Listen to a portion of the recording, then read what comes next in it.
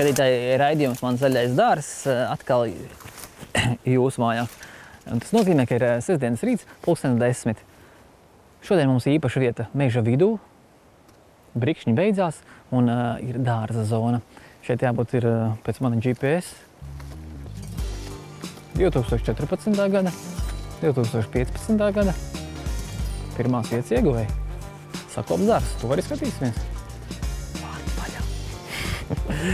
Te Latvijas televīzija. Labdien! Edgars Neilants. Ineta. Jūt dārznieka roka. Mēs atbraucām zīties, kā tad tā? 2 gadus pēc kārtas jums ir Jūrmalas sakoptākais īpašums. 3 gadus, 16 arī. Jā, šogad arī.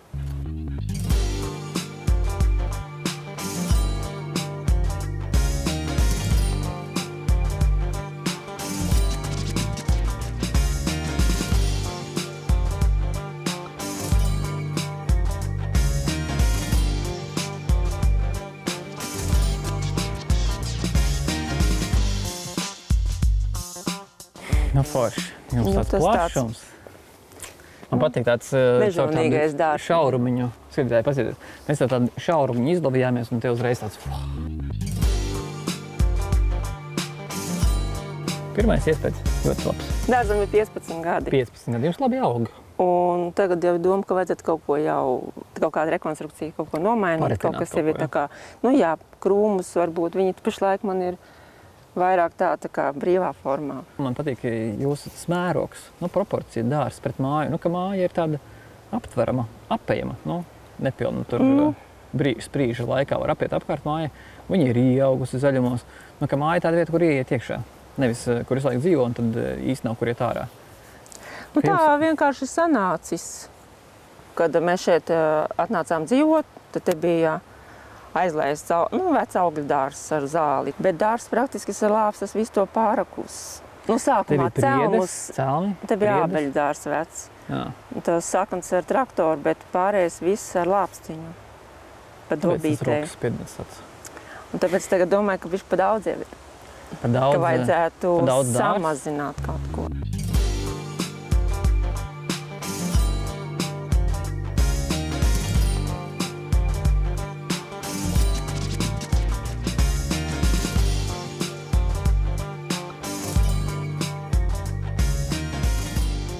Sanāk, vienalga kādu lieku dobu klāt. Tā dobīte, tas kujanīši, tā ir pēdējā 2 gadu laikā. Iepeldēja zālītē tādu vēl? Jā, tur ir.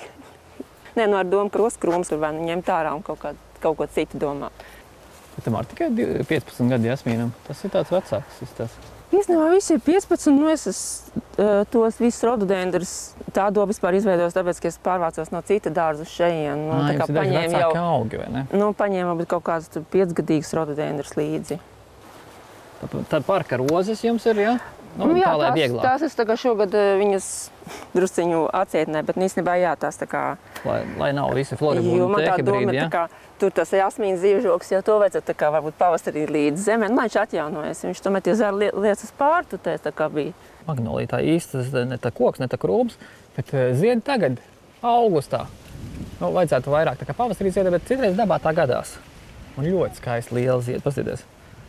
Tāds sarulējies, tā kā tāda tulpa, bet lielāka izmēra. Un vispārībā, tik lieli dzīnumi šogad. Šī magnolija pie jums labi jūtās. Jā, ko lai saka, pavasarī arī ziedēs.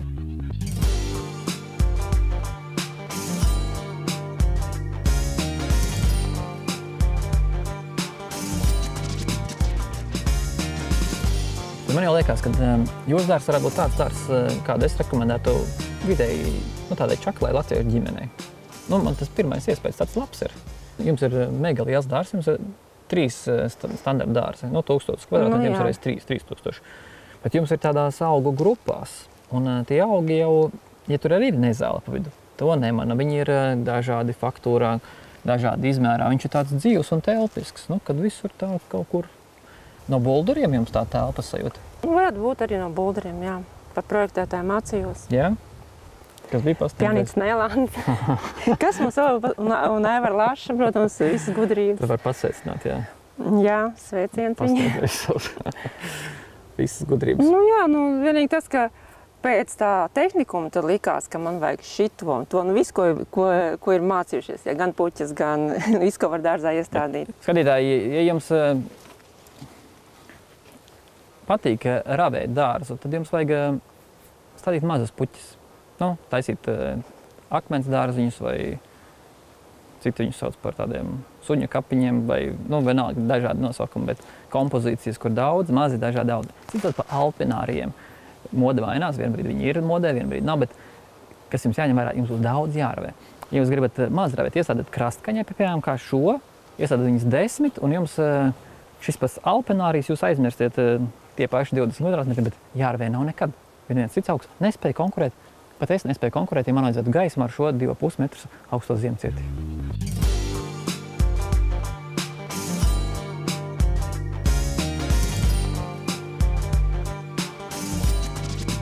Tās augu dažādības jums ir arī 100 ir, vai ne, sugas? Es tās skatos, kā jums novijās visu te forsīti aiziet, tad hortenzīti. Nē, es skaitīju, kādreiz pierakstīju to visu kladītē, jau tie nosaukumi ir, bet... Un netiķi kaut kam ar tikai 15 gadi ir? Jā, tas īstenībā lielākā daļā, tā kā 15 gadu mēs te esam, tas tā kā arī no pirmajiem. No sākumā bija kadeķīts, droši vien netiķi kaut kas iestādīt tur? Nē, kadeķīts, tas ir kādi tādi, kas no kaut kur uz reanimāciju ir atnākuši tajā vietā kaut kur viņš nav īsti vietā. Viņš ir izdzīvojis. Viņš padoties netaisās. Kā metīs viņu ārā, viņš ir izdzīvojis. Tā kā viņš tur nav vietā, jā, bet viņš saņēmies, tagad viņš prasās pēc pārstātīšanas. Viņš tur nav vietā. Bet etiķa koks, jā, tā ir nezāle. Skaista nezāle. Bet etiķa kokā ir kaut kāda burvība. Viņš ir nezāle tikai tāpēc, ka viņš ir ļoti audzelīgs un viņam tās pavairošanās spējas, jeb teritorijas iekarošanas spējas ir super fantastisks. Tāpat tās, kā kuriem vēl, mēs kā dārznieki varētu visai tautai pateikt, vēl robīnijai, jeb akācijai. Tas arī ir.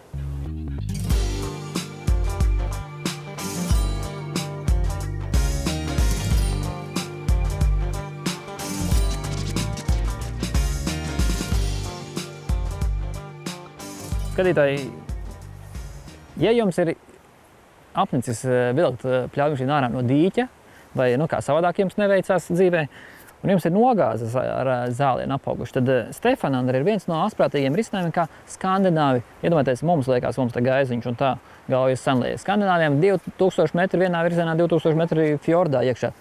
Viņiem ir liels nogāzes, un viņi stāda 3 augus pārsvarā sev nogāzēs. Un tie ir Stefanandra, vēl ir klintene ložņājošā, un tad trešais ir vai nu īve ložņājošā, vai neļausiet samuldēties, kā saka visi norvēģi, kas tagad skatās šo raidījumu.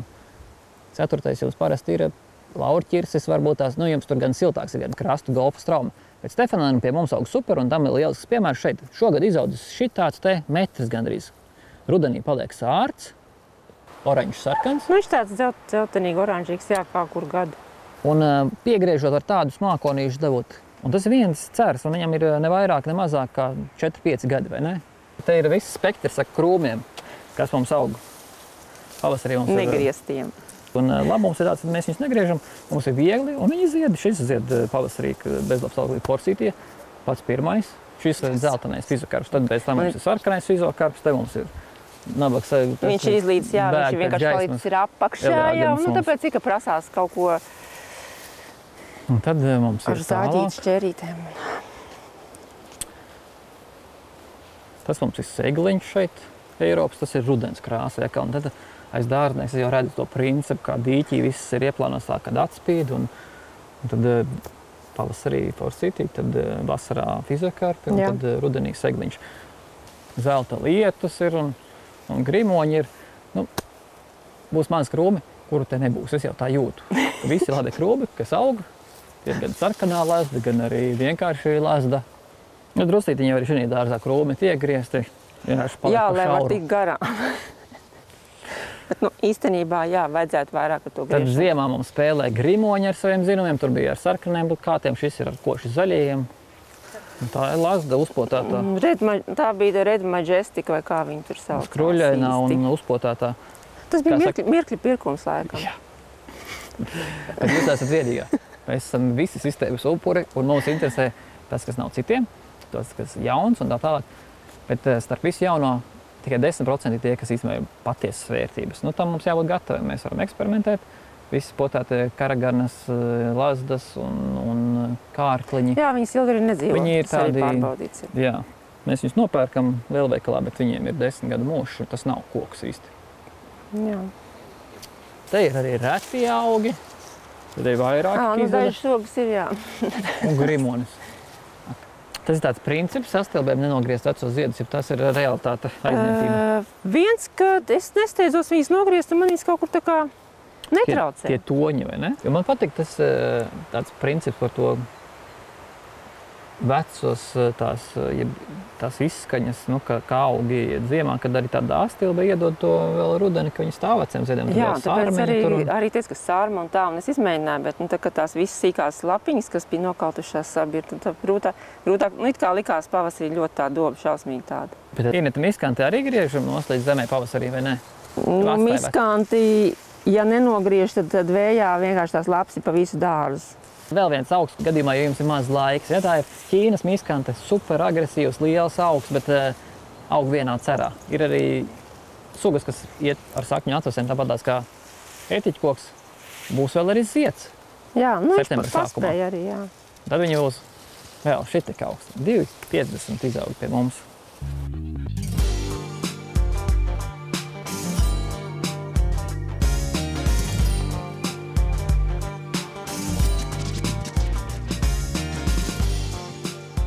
Tendence jūsu dārzā ir uz skujām lēnām iet, vai ne? Jo tos visvieglāk. Skujeņi, jo viņi ziemā ir zaļš.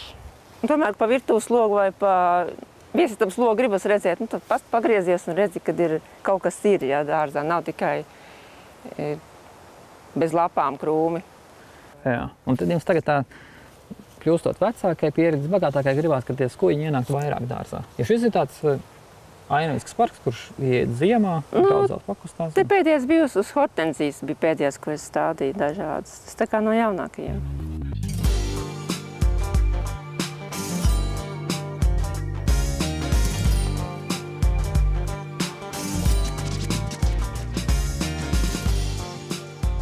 Nu, ir 15 gadus dārzs. Ko darīt savādāk? Varbūt rozes nestādīt tur, kur netālu ozols ir. Jā, vēl. Nu, varbūt arī mazāk kaut ko, teiksim, lielāks, varbūt paliktu uz zālienu laukums.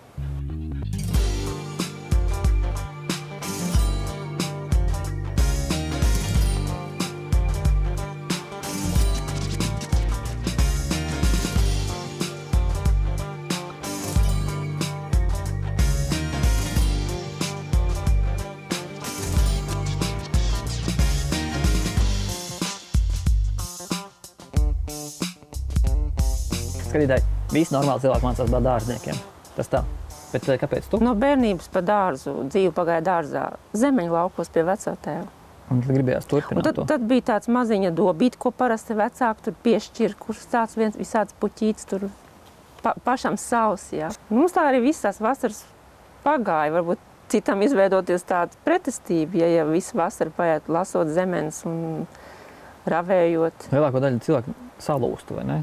Bet tā mums arī bija tāda iespēja, nu, arī bija kaut kāds tāds stimuls. Nu, tu redzēji, ko tu vari izdarīt, jā, un palīdzēt. Arī daži rubļi bija beigās? Bija arī tāda kabatas nauda saucamā, ko varēja nopirkt loģiska lietu skolēm. Mēs nopirkām tur kaut ko. Vai ne? Un saprot, kā rodās lietas. Nu, tu grūti ir, un pēc tam ir viegli, jeb labi kaut kas ir. Tā kaut kā arī aizgāja, un es nezinu, kāpēc man bija tāda doma par bulderiem, bet neaizgāja pēc 8. uz dārzniekiem. Tur pierunāja vēl palikt vidusskolā, un tad kā gāja. Pēc vidusskolas, ainu arhitekts. Jā, es aizgāju uz tiem projektētājiem. Projektētājs. Nenožēlo? Nē, es nenožēlo. Es nevarētu iedomāties, ko es vēl citu varētu darīt. Nu, kaut ko jau varētu. Varbūt brīžiem vienkārši tā vasara jau, nu, tie darbi nogurdiņi un nesanāk īsti atpūsties. Nu, lai biežāk sanāk pasēdēt tā, lai druscītiņi vairāk ir aizaudzis, lai, nu, ir 3-4 konkursi vinnēti un tad tāds mieriņš. Jo dārzs ir tādā stadijā, ka viņš jāsāk baudīt. Kas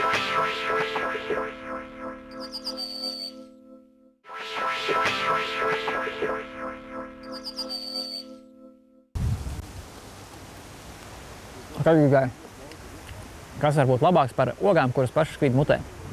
Krūmmellenes varbūt arī jūsu dārzā, un viņas var pašas krīt jūsu mutē. Tikai pāris nianses, kas jāievēro. Mēs tās nianses kā reiz atbraucām, lai noskaidrotu. Es esmu Edgars Nevans. Jānis Bierans.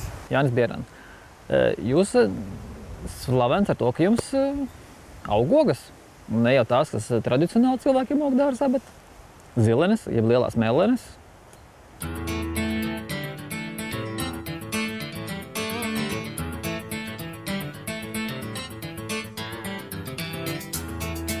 Pasaulē cik sen vispār krūmmellenes kā kultūra? Zināms, ka tā. Rakstos ir teikts tā, ka 1923. gadā pirmās kultūra mellenes izaudzēja Amerikas valstīs. Agronomus es viņiem uzvārdu neatceros, bet viņa darbu turpināja meita, un tagad ir Ziemeļamerikā ir vairāk kā 1000 šķirnes. Un Latvijā teņas tā, ka... Tur bija tā, ka botaniskajā dārzā jau Hruščova laikā, tas ir laikam 60. gadi, kad Hruščovs aizbrauca uz Ameriku, tad viņš atveda kukurūzu, atveda dzērveni un atveda arī melleni.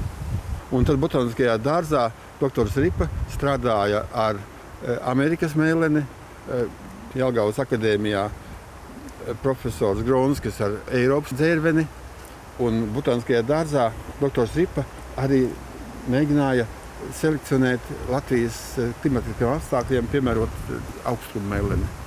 Amerikas Savienotās valstīs klimats ir tā kā Kijevā, siltums. Jā, bet mēs esam galējie ziemeļi, kur vispār viņas var audzēt. Un mums ir Kanādas šķirnes, kuras ir izturīgas, kuras iztur mūsu klimatiskos apstākļus.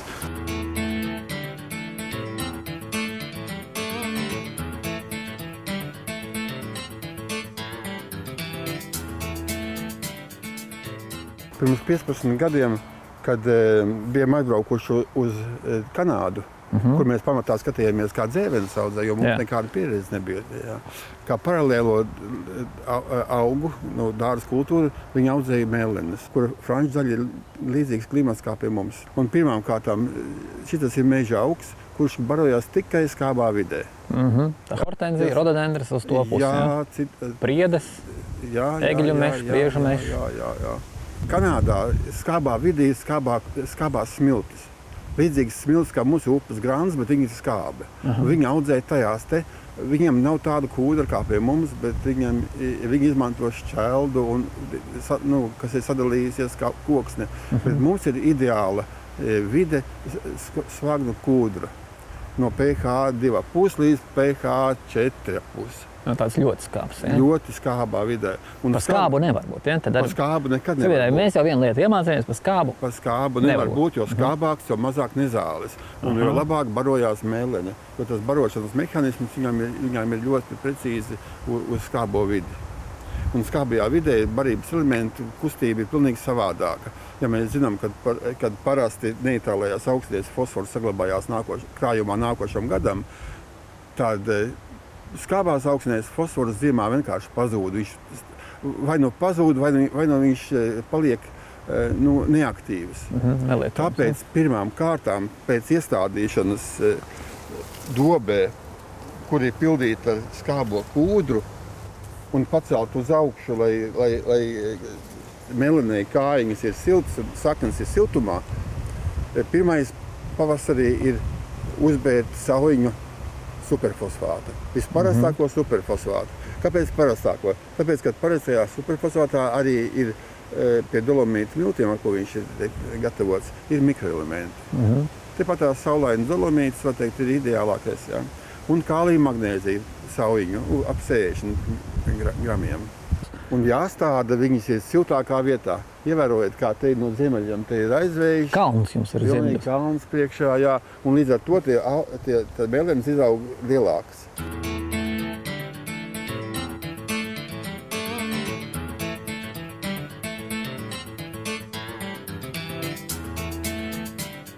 Vēl par to stādbedri.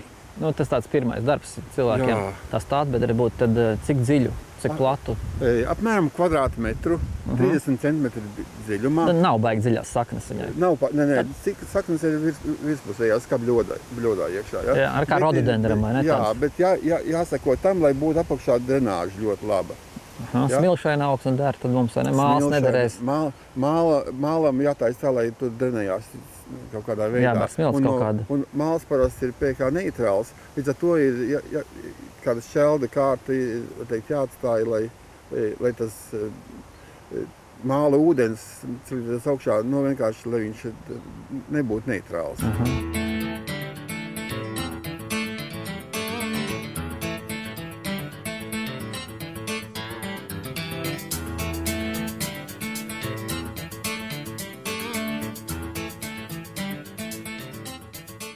Šeit pie Rīgas, Kurzemē, jau alūksnē ir grūtāk, un purvos ir īpaši grūti, tāpēc, ka purvos vienmēr ir vēsāks. Jā, tāpēc mēs neiesakam purvos audzēt, un arī tās partības, kas mums ir pie Jelgavas un tā purvos sastādītas, tur mocās ar augstumu. Viņām jābūt augsts kājas, jā. Purvā vienmēr augsts kājas, pamēģināt pastaigāt pa purvu slapjām ar plasām kājām, vienmēr būs augstumā. Un tāpēc es saku, jāpēc dobas ir augšā, lai dobas ir siltumā. Tad gruntsūdens labāk ir tomēr kāds metriņš līdz tam gruntsūdenim. Jā.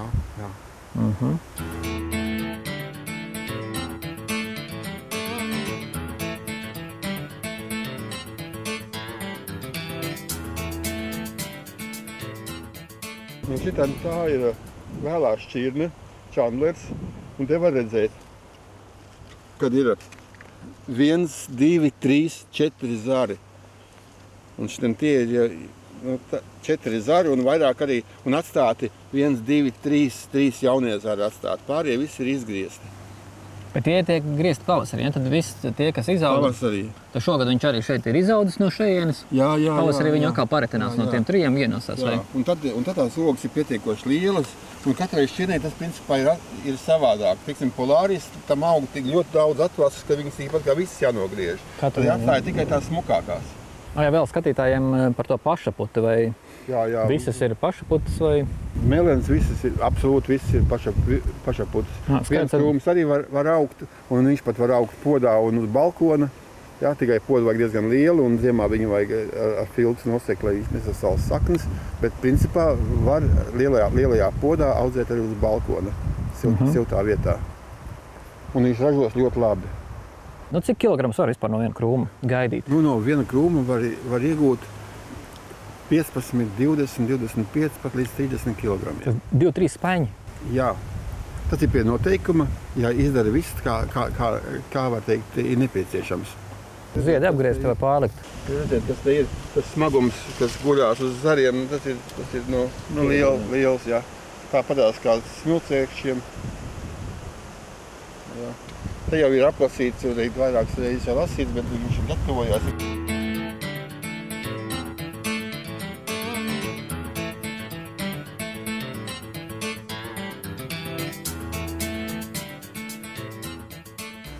Tāda populāra oga tagad ir, vai ne?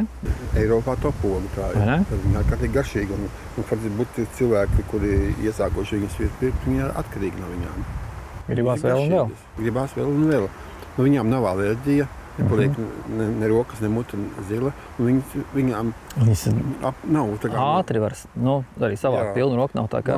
Nav tā kā zemenēm apēd pusspaini un pēc tam vairs visu mūžu negribās, jā. Bet šitam tās var ēst, apēd pusspaini un pēc pusstundas atkal var pusspaini. Kāda nākotne Latvijā? Ja mācīsimies, ja ņemsim visu vērā... Tad būs tikpat populāri kā aronija. Tad būsim bagāti. Visu varēsim ēst spaiņiem, melenes. Skatītāji, mums ir daudz kūdras, un viens variants, mēs viņu visu pārdodam Eiropai. Paldies, iespējams pateiks, iespējams nepateiks. Otrs variants, mēs varam audzēt viņā visu kaut ko. Piemēram, Jānis audzē lielās krūmmelenes un dzērenes un tā tālāk. Brūklenes. Varbūt arī lācenes ar laiku būs. Es skatījos. Ja iemācīsimies, jā. Ja iemācīsimies audzēt, tad arī lācenes audzēsim. Skatītāji, līdz nākamajai sestdienai vēl laiks, painteresējieties sīkāk, un varbūt nākam pavasarī. Pavasarī ir īstais laiks, jā? Jā. Stādīt krūmmeleni, atrodiet tādu vietu, kur nav pārāk daudz ūdens, kur labi drenējās. Un, ja jau tur ir skāps, tad jums atliek tikai vēl paskābināt ar kūdru un stādīt iekšā.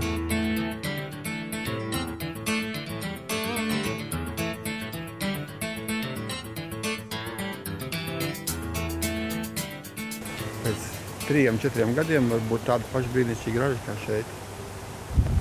Nu ko, paldies! Paldies! Skatītāji, nākamā sestdien atkal citi piedzīvojumi dārza pasaulē.